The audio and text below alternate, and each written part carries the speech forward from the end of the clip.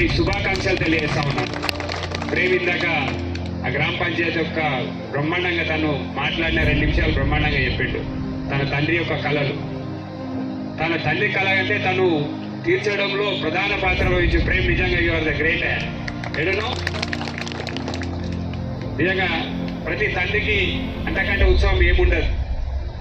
ఒక కొడుకు తండ్రి ఎప్పుడు కూడా తండ్రి కొడుకును ఏం ఆశించాడు, కానీ తండ్రిని ఎదగాలని చెప్పి ఆశించినటువంటి ప్రేమ్ చాలా బ్రహ్మాండంగా చెప్పాడు. ఈరోజు గ్రామ పంచాయతీలు ఏర్పడ్డాయి, మన పాలన మనం కొనసాగించుకోవాలి.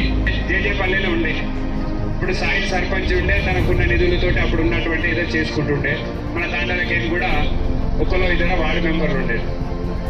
కానీ కేసీఆర్ గారు తెలంగాణ వచ్చిన తర్వాత తను ప్రతి సమస్య మీద అవగాహన కలిగినటువంటి వ్యక్తి కేసీఆర్ గారు.